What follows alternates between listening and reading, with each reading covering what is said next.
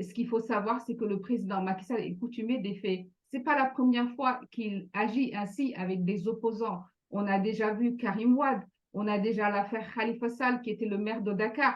Toutes ces personnalités-là ont été empêchées de participer à les élections présidentielles parce qu'elles représentaient une menace. Et aujourd'hui, c'est Ousmane Sonko. Tous les sondages qui ont été faits, les récents sondages, donnent Ousmane Sonko gagnant à la présidentielle de 2024. Et je pense qu'en cela, il est devenu la principale menace de ce régime qu'il a perçu comme l'ennemi public, l'ennemi à abattre. Sur les populations à balles réelles, les photos sont là, il y a de nombreuses vidéos qui montrent Jenna des images Bassar, je là. rappelle que vous êtes coordonnatrice de PASTEF en France, en Nouvelle-Aquitaine. Vous êtes en train de nous dire qu'il existe des milices au Sénégal. Absolument, c'est un fait inédit, c'est quelque chose que nous, Sénégalais, n'avons pas l'habitude de voir. Alors, on appelle ça des nervis, mais des nervis, c'est juste des milices. Donc, c'est des civils armés par l'État qui opèrent aux côtés des forces de l'ordre. Et les vidéos sont là. C'est vrai que les tenants du pouvoir récusent cette accusation-là, mais les vidéos, encore une fois, aujourd'hui, on est à l'ère du numérique. Les gens filment ce qui se passe, même si c'est difficile parce que l'Internet a été interrompu au Sénégal plus d'une fois. C'est difficile, mais quand même, il y a des vidéos, il y a des photos. Certains ont des fusils, certains ont même des pistolets ou des fusils de combat. Donc, c'est incroyable. C'est quelque chose que nous, Sénégalais, n'avons pas l'habitude de voir. On les voit opérer, comme je l'ai dit, à côté des forces de l'ordre qui ne les arrêtent absolument pas. Et c'est très inquiétant.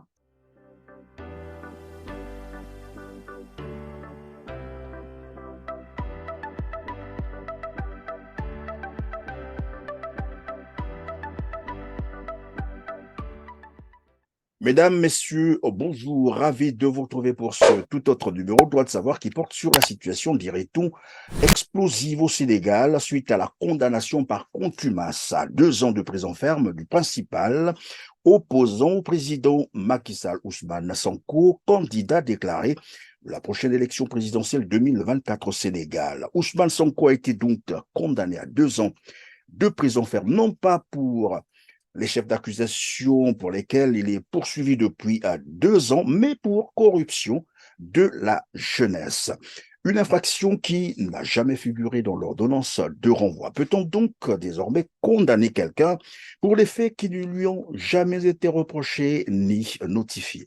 Pour en parler, j'ai le plaisir de recevoir sur ce plateau Jenna Bassar, coordonnatrice de PASTEF en Nouvelle-Aquitaine. Vous êtes enseignante et députée suppléante de la diaspora. Bonjour et merci d'avoir accepté notre invitation. Bonjour et merci à vous surtout de m'avoir invité. Je vous en prie, Djenaba. Alors, Ousmane Sonko, je l'ai dit tout à l'heure, condamné par contumace à 2 ans de prison ferme, comme quoi il peut être arrêté à n'importe quel moment. Mais le pire, c'est que son éligibilité est mise à mal. Comment avez-vous reçu cette information? Dans quelle ambiance avez-vous accueilli Alors, cette condamnation? stupéfaction, Monsieur Perrin, stupéfaction et révolte. Euh, Lorsque ce verdict est sorti, ça a vraiment suscité un vent de révolte. Et c'est allé au-delà des partisans d'Ousmane Sonko, au-delà de moi qui suis militante et responsable dans le parti dirigé par Ousmane Sonko, le PASTEF. Euh, Vous l'avez dit dans votre introduction, les faits pour lesquels Ousmane Sonko a été condamné, donc les faits de corruption de la jeunesse, ces faits-là lui ont jamais été notifiés. Je rappelle que cela fait plus de 2 ans qu'Ousmane Sonko a subi cette accusation de viol et menace de mort. Donc, à l'origine, c'est pour cela qu'il est poursuivi, viol et menace de mort. Et c'est une fois le procès en cours que cette accusation de corruption de la jeunesse, que les faits ont été requalifiés en corruption de la jeunesse, ce qui a créé vraiment la stupeur de tous les observateurs, même ceux qui agissent dans le droit n'ont pas compris ce qui s'est passé. Et donc, Ousmane Sonko, au final, a été condamné de 2 années de prison ferme, ce qui entraîne de fait son inéligibilité pour la présidentielle de 2024. Et c'est à ce moment-là que nous, de PASTEF, et que l'ensemble des Sénégalais qui soutiennent l'action politique d'Ousmane Sonko, et ceux également qui ne sont même pas engagés en politique ou qui ne militent pas, ont compris que ce procès-là, c'est ce que nous, on dénonce depuis le début, que c'est un procès purement politique qui n'avait comme seul objectif que de viser l'inéligibilité d'Ousmane Sonko. Donc, comme le jour du procès, l'accusation n'a pas été capable de poser sur la table des preuves, de poser sur la table des éléments matériels qui montreraient la culpabilité d'Ousmane Sonko, comme cela n'a pas été fait, comme ils n'ont pas été capables de faire cela, il fallait trouver autre chose, il fallait inventer. Alors, ces accusations de corruption de la jeunesse, ça fait sourire tout le monde. Donc, c'est sur cette base-là qu'ils veulent empêcher Ousmane Sonko d'être candidat pour la présidentielle de 2024. Et aujourd'hui, nous sommes mobilisés pour dire non, pour dire stop, que c'en est assez et que Ousmane Sonko ne Alors donc, doit pas Madame être candidat. Djenaba, nous allons nous arrêter un instant à ce niveau-là. Cette infraction de la corruption de la jeunesse, hein, je ne sais pas. Vous êtes proche d'Ousmane Sonko. Cela veut dire qu'à un moment donné, il pouvait aussi vous dire un certain nombre de choses, des indiscrétions, j'allais dire. Est-ce qu'il vous a déjà parlé qu'il serait, peut-être, c'est une question que je pose, hein, on ne sait jamais, est-ce qu'il vous a jamais parlé de cette infraction, qu'il serait aussi poursuivi pour corruption de la jeunesse? Non, ça n'a Absolument jamais. pas. Absolument pas. Je vous l'ai dit, c'est vraiment la stupeur et la stupéfaction générale. Moi, pour être honnête, je ne suis pas vraiment dans le cercle rapproché d'Ousmane Sonko. Ce n'est pas quelqu'un avec qui je vais discuter tous les jours, mais je milite dans ce parti. Effectivement, je sais ce qui s'y passe. Et que ce soit Ousmane Sonko ou nous, les responsables et les militants, nous n'aurions jamais imaginé qu'il puisse être poursuivi pour des faits aussi risibles. C'est ça le mot, risible. Et ça nous fait sourire. Et moi, ça me fait penser à quelque chose. Aujourd'hui, qu'est-ce qu'on reproche à Ousmane Sonko? On lui reproche d'avoir été le moteur de l'éveil de la conscience des jeunes Sénégalais. Et au-delà du Sénégal, il a été aussi le moteur de l'éveil de la conscience de beaucoup de jeunes Africains qui le suivent aujourd'hui, qui écoutent sa parole, qui entendent son discours, qui se retrouvent dans ce qu'il dit. Et cette accusation de corruption de la jeunesse, j'ai envie de dire, il faut la retourner dans l'autre sens. Il n'a pas corrompu la jeunesse Ousmane Sonko. Ce qu'il a fait, c'est l'éveiller à ce qu'est la démocratie. Il a fait comprendre à la jeunesse du Sénégal et à la jeunesse africaine que si aujourd'hui elle est pauvre, c'est parce qu'elle est appauvrie par les dirigeants qui se maintiennent au pouvoir à n'importe quel prix. En l'occurrence, là, au Sénégal, il s'agit du président Macky Sall. Alors donc, Djenaba, vous êtes en train de nous dire, puisqu'évidemment, tout le monde sait que le discours d'Ousmane Sonko est axé sur la souveraineté totale du Sénégal, le départ des troupes, je vais rappeler, coloniales, l'abandon de la monnaie coloniale, donc le franc CFA, la fin de l'ingérence des puissances colonialistes, hein, dont les affaires du Sénégal, la fin du monopole aussi économique des étrangers au Sénégal. Est-ce que vous êtes en train de nous dire que finalement, il est l'objet d'un complot politique, j'allais dire, orchestré quelque part, j'allais dire à l'extérieur, pourquoi pas au Sénégal également? Alors, ce qui est sûr, c'est que Ousmane Sonko est victime d'un complot d'État. Ça, c'est des faits qui sont avérés, qui sont documentés. Dans ce dossier, on y retrouve la trace de plusieurs ministres, on y retrouve la trace des personnalités proches du pouvoir.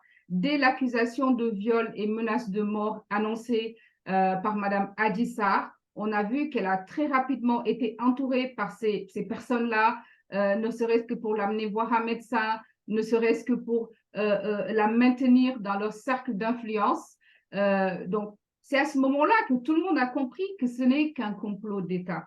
Et je vous dis de vous à moi, en interne, nous, en tant que parti politique, nous savions qu'Ousmane Sonko serait poursuivi pour une affaire de mœurs. Il y avait la rumeur qui était partagée par l'ensemble des Sénégalais et des observateurs que l'État allait essayer de faire tomber Ousmane Sonko sur une affaire qui serait similaire à laquelle on a assisté.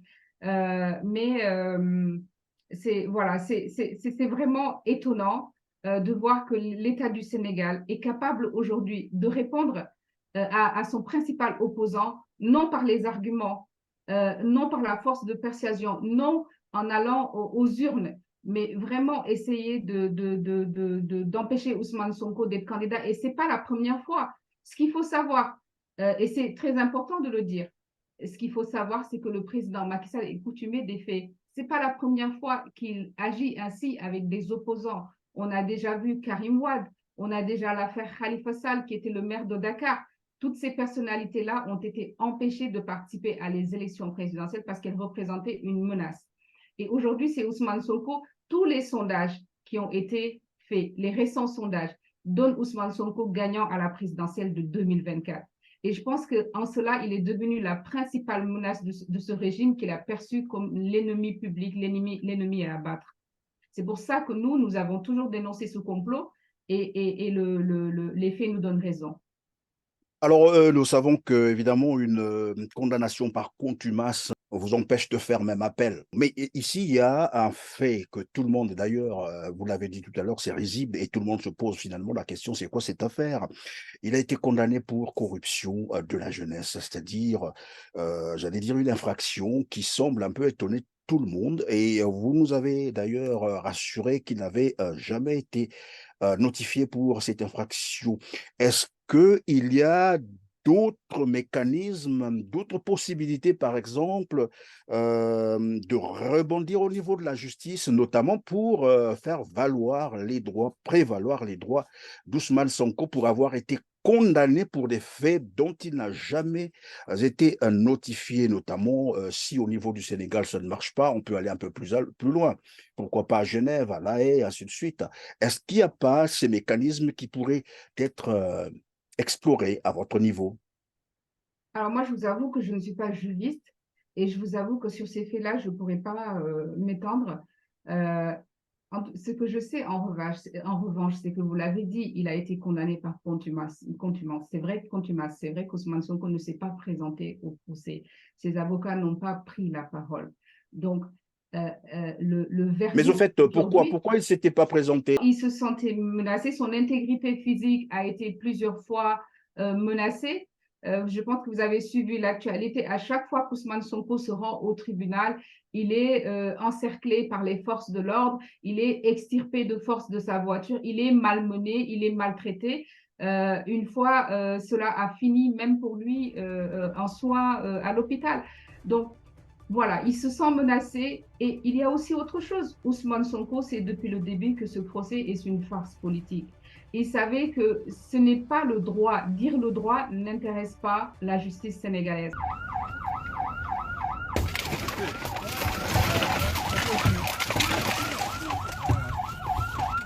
Sauf si je suis en état d'arrestation. Voilà.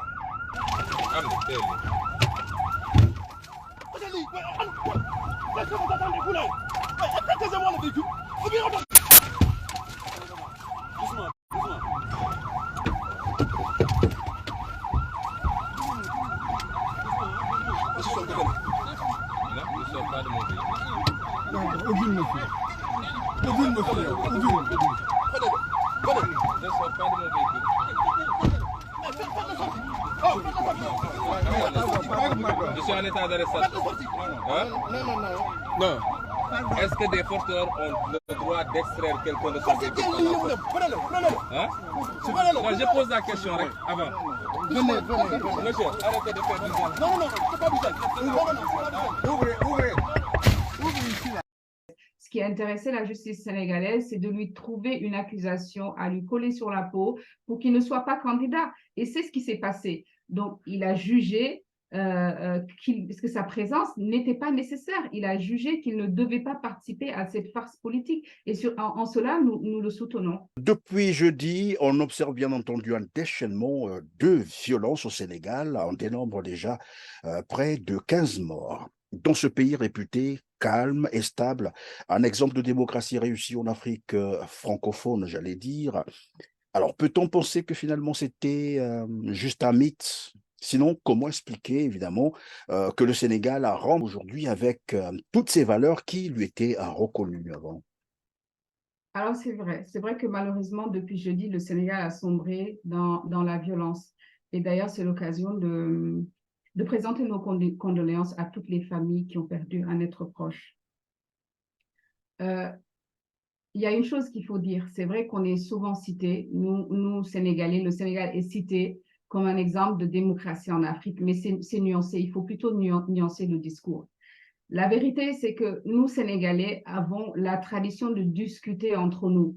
Notre démocratie est entretenue par ce dialogue national qui nous permet, nous qui sommes engagés en politique, la société civile et ce qu'on appelle aussi les acteurs religieux. Donc, tous ces corps-là ont l'habitude de se mettre ensemble, de discuter pour essayer à chaque fois d'étouffer les possibles crises qui peuvent survenir. Mais la vérité, c'est que la démocratie a toujours été en danger au Sénégal. Et c'est encore, on l'a vu notamment lors du régime de Maître Abdoulaye Wade, donc le régime qui a précédé celui de président Macky Sall, qui lui aussi a forcé un troisième mandat, je parle du président Abdoulaye Wade. Et avec l'arrivée du président Macky Sall, notre démocratie a de nouveau été en danger parce que le président Macky Sall, en arrivant au pouvoir, avait promis de faire des réformes, d'instaurer une gouvernance, je le cite, une gouvernance vertueuse. C'était ses paroles à lui. Et il a fait tout le contraire, tout le contraire. Donc, il a réduit les libertés individuelles, il a réduit le droit de manifester. Le président Macky Sall s'est installé au Sénégal tel un roi. Aujourd'hui, il est très difficile de contester sa politique. Lorsqu'on n'est pas d'accord, c'est devenu un crime de ne pas être d'accord avec la manière dont le président Macky Sall gouverne le Sénégal. Et c'est ça le problème. Donc, notre démocratie aujourd'hui est vraiment, vraiment en danger. D'ailleurs, notre démocratie est comme toutes les démocraties d'Afrique. Elle est jeune, elle n'est pas parfaite, elle est en construction. Nous ne sommes pas comme les États occidentaux ou les États-Unis où vous avez plus de 50 présidents qui arrivent les uns les autres et chacun met sa pierre à l'édifice. Non, au Sénégal, nous en sommes à notre 4e président. Donc notre démocratie est vraiment très, très, très jeune, mais avec la gouvernance de Macky Sall, elle n'avance pas, elle recule. Et c'est ça le problème. Qu'est-ce qui, selon vous, pousserait le président Macky Sall à de tels actes, à de telles pratiques? Ce qui est vrai, il faut rappeler ici, jusqu'au moment où nous sommes en train de réaliser cette émission, il n'a pas encore déclaré sa candidature pour la prochaine élection présidentielle, donc qui va intervenir, je crois, en 2024. Mais est-il que certains observateurs de la politique sénégalaise disent déjà que finalement tout ça s'est fait pour que Macky Sall puisse briguer un troisième mandat? Vous êtes d'avis? Et pourquoi il Absolument, le ferait? je suis absolument d'accord avec ce qui est dit. En tout cas, ce qui est sûr, c'est que tous les actes posés nous mènent vers cela. Parce que c'est vrai qu'il y a beaucoup de gens qui nous disent, oui, le président Macky Sall ne s'est pas encore prononcé. Dans ce cas, moi, la question que je pose, c'est pourquoi ne se prononce-t-il pas? C'est assez facile. Un président, je veux dire, qui est en fin de Au moins mandat, pour taire, oui, voilà, pour taire les voilà, suspicions, voilà. absolument, pour maintenir la stabilité. Parce qu'il est évident que le fait qu'il garde le silence sur ce point qui intéresse tous les observateurs du Sénégal, ça génère une instabilité sociale, ça génère une tension qui est palpable. Donc, pourquoi ne pas désamorcer cette tension-là en se prononçant, en disant non, je ne serai pas candidat, ou en disant oui, je serai candidat, pour que ses opposants puissent faire face. Mais s'il ne le fait pas, c'est qu'il y a quelque chose qu'il nous cache. C'est ça que C'est qu'il y a je ne quelque comprends chose pas. qu'il vous cache, c'est ce que vous pensez. Alors, au niveau de la France, puisque vous êtes députée suppléante de la diaspora, est-ce que vous pouvez nous dire comment ça se passe au niveau de la diaspora, notamment en France? Quelle est l'ambiance actuellement sur cette situation? Alors, au niveau de la diaspora, c'est la mobilisation, c'est la grande mobilisation. Nous sommes très représentés en tant que parti politique dans la diaspora. Nous avons remporté largement toutes les dernières élections, qu'elles soient législatives, qu'elles soient présidentielles. Nous sommes vraiment sortis en tête dans la plupart des circonscriptions de vote, que ce soit à Bordeaux où moi j'habite, à Paris, à Lyon ou ailleurs dans la diaspora ou voilà, d'autres pays dans la diaspora. Donc, nous sommes tous mobilisés. Les manifestations nous sommes vraiment, vraiment motivés pour manifester. À titre d'exemple, nous, à Bordeaux, dès le verdict, nous sommes allés au consulat de Bordeaux le jeudi même. Nous sommes allés occuper le consulat Le portrait du président Macky Sall a été décroché par un manifestant. Donc, voilà, c'était assez tendu, mais nous sommes allés montrer que nous n'étions pas d'accord déjà avec ce président-là qui a été désavoué en majorité par nos compatriotes qui vivent ici à Bordeaux. Et à Paris, hier, Paris a réussi le pari de la mobilisation. Les femmes du PASTEF hier ont réussi à rassembler plus de 5000 personnes à Paris sur un parcours, sur une marche qui est partie du Trocadéro et qui a fini vers la Tour Eiffel. C'est inédit. Tous les observateurs ont dit que c'est inédit. Jamais on a vu rassembler dans la rue autant de Sénégalais, autant d'Africains, autant de Français amoureux de la démocratie en Afrique. C'est un fait totalement inédit. Et pareil, en Suisse aussi, il y a eu plusieurs manifestations devant les Nations Unies. Et en Belgique, voilà, comme je vous dis, on est très bien représenté dans la diaspora, donc on va intensifier les manifestations. On a également contacté la presse. La presse occidentale est très sollicitée en ce moment, donc elle sait ce qui se passe au Sénégal. Elle relaie les exactions et ce qui se passe, que ce soit la presse francophone ou la presse anglophone. Et on a aussi réussi à engager, on a réussi à intégrer des avocats internationaux dans le combat. Je pense à M. Juan Branco, qui est un avocat franco-espagnol. Voilà, des avocats africains également. On a réussi à enrôler beaucoup d'avocats à notre cause. Alors, vous avez dit que vous avez pris l'ambassade du Sénégal en France, bien entendu, d'assaut. Et au niveau du Sénégal, nous, je l'ai rappelé tout à l'heure, c'est un déchaînement de violence. Alors, je voulais juste savoir avec vous, il n'y avait pas d'autres méthodes, d'autres mécanismes beaucoup plus pacifiques pour essayer de contester cette décision de justice, cette condamnation, que de procéder par, j'allais dire, des violences. Il y a quelque chose qu'on n'a pas dit. Ce qu'il faut savoir, c'est que depuis mercredi, je pense, c'est mercredi ou mardi, le président Ousmane Sonko avait entamé les jours qui précédaient une caravane nommée Caravane de la Liberté. Donc, cette caravane-là a été interrompue par l'État du Sénégal. Une formidable marche populaire, mais bien sûr, elle a été interrompue à intermittence par les forces de l'ordre qui, quelquefois, jetaient des bombes lacrymogènes pour disperser les foules. Et cette marche-là,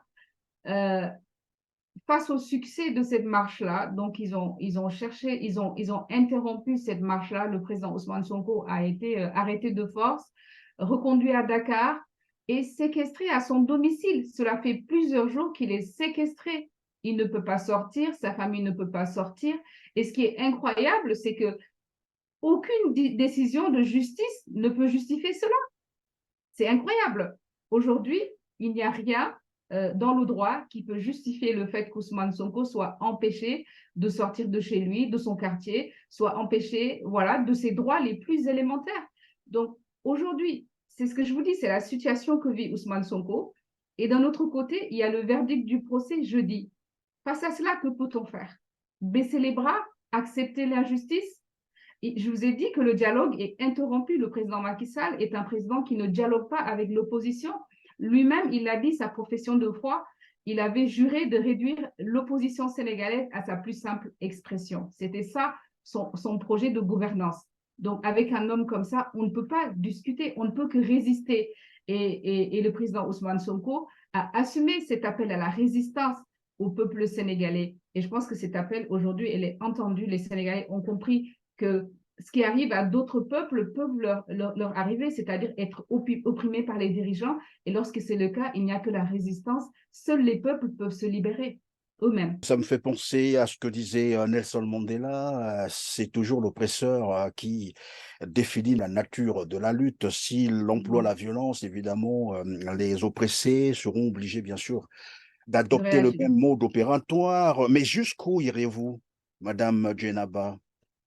Alors aujourd'hui, nous sommes déterminés. Tout ce que nous demandons, c'est que le droit soit dit, c'est que Ousmane Sonko puisse bénéficier de ses droits les plus élémentaires et qu'il participe à l'élection présidentielle. Il n'y a pas de raison qu'il n'y participe pas. Ce verdict de corruption de la jeunesse, c'est un verdict politique. Ce procès est politique. Donc, face à un procès politique, nous, en tant qu'opposants, on ne peut que résister. on ne peut que se battre pour que notre candidat soit présent aux élections présidentielles de 2024. Y a-t-il un plan B pour vous? C'est-à-dire, parce que tel que c'est parti finalement, comme je l'ai dit d'ailleurs d'entrée de jeu, le plan ou j'allais dire le complot a été savamment organisé. C'est l'impression que moi j'ai, hein, et c'est discutable bien entendu. Et là, il est en train d'être déployé. Et j'ai l'impression que finalement le président Macky Sall est en train d'opter pour la méthode forte. Normalement, vouloir passer, comme qui dirait, faire un passage en force. Que ferez-vous finalement s'il allait Nous allons nous jusqu'au bout? battre. Nous allons nous battre. Nous allons le peuple est en train de se battre aujourd'hui dans la rue. Euh, les jeunes sont nombreux dans la rue parce que, voilà, vous le savez, le Sénégal aujourd'hui est un peuple à majorité jeune, comme dans la plupart des pays d'Afrique. Donc, elle est en train de se battre pour ses libertés. Elle est en train de se battre pour un avenir meilleur. Et face à cette demande-là, l'État exerce une répression terrible. Ce qu'il faut savoir, c'est que l'armée tire à balles réelles. Je vous ai dit qu'il y a des milices. Non, ça n'a pas été dit d'ailleurs.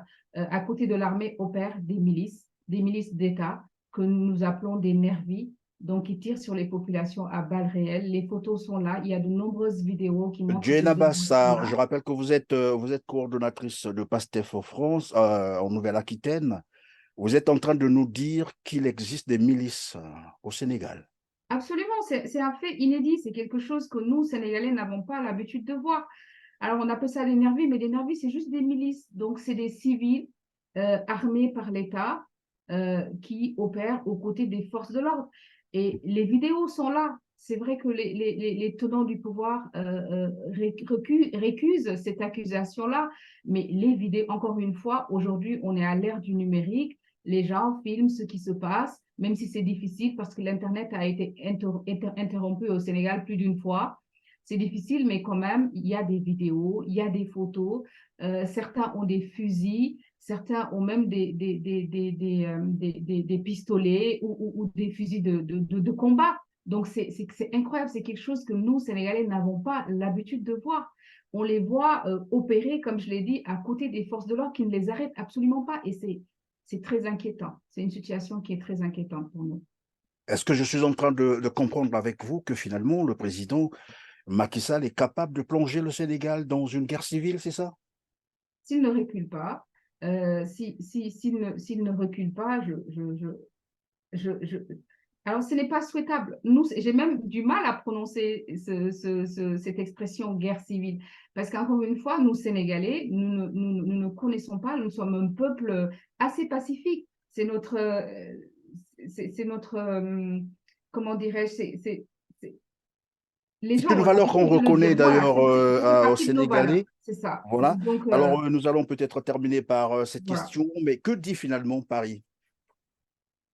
Quelque part après, on nous dira oui, Paris ne veut pas s'en gérer, c'est une affaire entre Sénégalais, tout ça c'est bien, mais ce n'est qu'un secret de polichinelle. On ne peut pas parler du Sénégal sans parler de Paris. Que dit Paris finalement dans cette situation? Depuis Alors, que le Sénégal est plongé dans la situation que nous décrions là.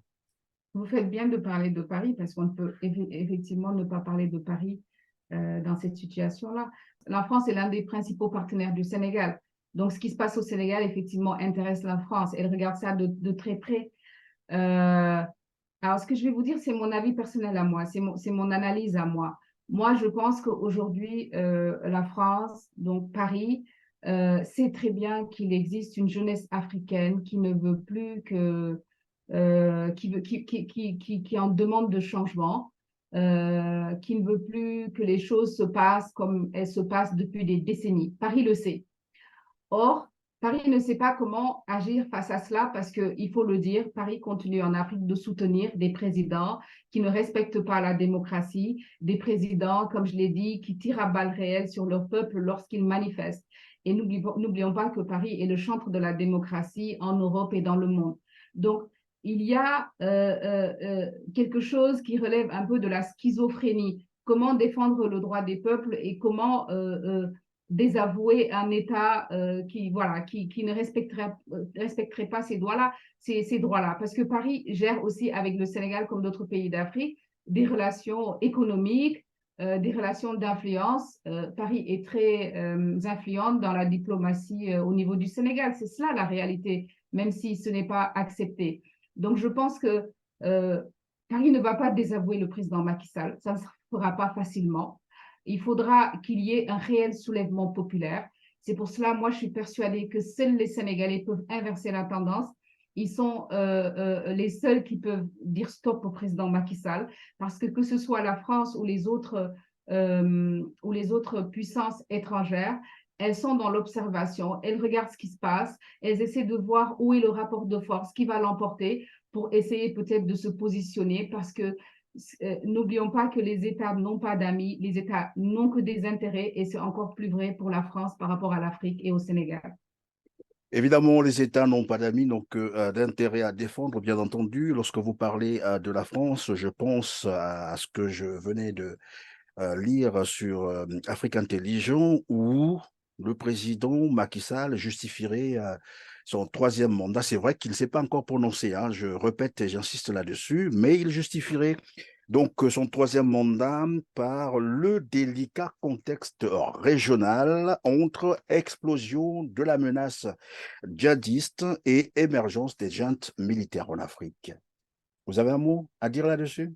C'est assez, ça me fait sourire, parce que c'est vrai qu'il ne s'est pas encore prononcé, le président Macky Sall, mais il justifie. Ce n'est pas la première fois qu'il justifie. À chaque fois qu'il en a l'occasion, il justifie en public. Donc, Oui, c'est on la l'a vu preuve une très fois, j'ai bien même qu'il y suivi, pense. je crois, oui, le ministre de la Justice qui expliquait, voilà, la possibilité, bien sûr, pour Macky Sall de briguer un troisième mandat, les Absolument. justifications.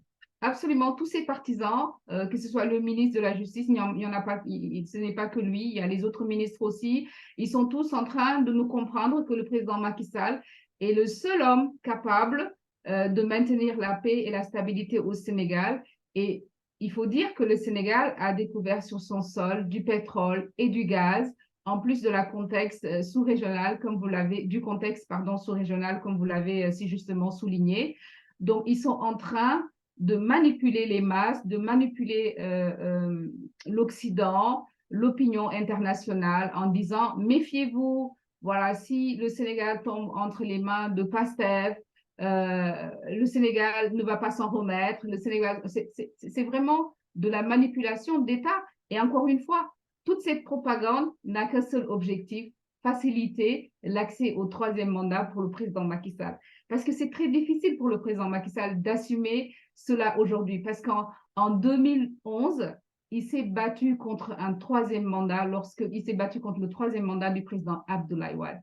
Le président Macky Sall était dans la rue pour dire au président Abdoulaye Wade: vous ne ferez pas un troisième mandat. Les vidéos sont là. Et c'est difficile d'assumer qu'il s'est désavoué et qu'il a renié ce pourquoi il s'était engagé. Donc, il lui faut maintenant des excuses. Et l'excuse, c'est ça. L'excuse, c'est la situation dans la Sous-régional et autres. sous-régionale, le pétrole, le gaz. Mais on lui dit: merci, président, vous avez fait 12 années de règne. Maintenant, vous pouvez vous en aller. Le pétrole, le gaz des Sénégalais, lorsque nous arriverons au pouvoir, nous saurons très bien nous en occuper. Et la manne financière qui en découlerait reviendra au peuple. Comme quoi, il n'y a jamais des personnes indispensables sur Terre. Bon, voilà. Absolument. Et donc, on va terminer par là. Ce que l'on craint aujourd'hui, que le président Macky Sall ravale un peu sa langue, parce que c'est quand même triste. Mais alors, une élection présidentielle 2024 au Sénégal sans Ousmane Sonko. C'est inenvisageable. L'élection Inenvisageable. présidentielle Merci. sans Ousmane Sonko, je ne peux même pas imaginer ce que ce serait. Ousmane Sonko, parmi ceux aujourd'hui qui veulent briguer, je veux dire ceux qui ont vraiment la possibilité ou de réelles chances de remporter l'élection de 2024. Ousmane Sonko est celui qui est arrivé le plus tard en politique. C'est celui qui, en très peu de temps, a remporté une adhésion populaire incroyable. Toutes les élections qui s'en sont suivies on a assuré une progression énorme, énorme. Aujourd'hui, à l'Assemblée nationale du Sénégal, un fait inédit, l'opposition et le pouvoir sont au coude à coude. Il y a, je pense, entre les deux, une différence d'un ou deux députés. Je ne me rappelle plus du nombre exact. Donc, c'est pour vous montrer à quel point ce pouvoir, ce régime-là est fragilisé. Et Ousmane Sonko, aujourd'hui, je l'ai dit tout à l'heure, ce n'est pas seulement la jeunesse sénégalaise qui le porte, c'est la jeunesse africaine. Parce qu'aujourd'hui, on comprend que si la situation du Sénégal change, si un président comme Macky Sall s'en va, ce sera un espoir incroyable pour les autres pays d'Afrique. Et c'est là où nous aussi, nous nous intéressons à la situation de la sous-région. Parce que si le peuple sénégalais arrive à se libérer, les autres peuples d'Afrique vont arriver également à se libérer. C'est ça l'enjeu aujourd'hui. Si le Sénégal n'y arrive pas, ça peut être une forme de pommade qu'on installerait sur les populations africaines pour leur dire, voilà, ces dictateurs-là, lorsqu'ils arrivent au pouvoir, il est Voilà. Et impossible donc, de les déloger. Ils peuvent, voilà, c'est vous êtes en ça. train de nous dire que si le Sénégal n'y arrive pas, ça risquera de porter un coup sur les espoirs, bien entendu, l'espoir de la jeunesse africaine. En tout cas, J'en merci suis Jane convaincue. Abassar d'avoir répondu à nos Donc, on questions, y messieurs, arrivera. d'avoir été disponible pour nous et pour nos téléspectateurs. Je rappelle que vous êtes coordonnatrice de PASTEF, le parti d'Ousmane Sonko en Nouvelle-Aquitaine. Encore, merci pour votre disponibilité. Merci beaucoup. Mesdames, Messieurs, nous sommes arrivés à la fin de cette émission. Je vous dis donc merci de nous avoir encore fait confiance, merci de nous avoir suivis. Mais comme d'habitude, surtout n'oubliez pas de cliquer sur le petit pouce en l'air, c'est juste en bas de cette vidéo, de partager massivement cette émission pour mieux vulgariser l'information. Abonnez-vous pour ceux qui ne l'ont pas encore fait pour être prévenus de toutes nos prochaines productions. Des petits gestes qui vont contribuer, bien entendu, à cette activité d'expression libre. Merci et on se retrouve très bientôt.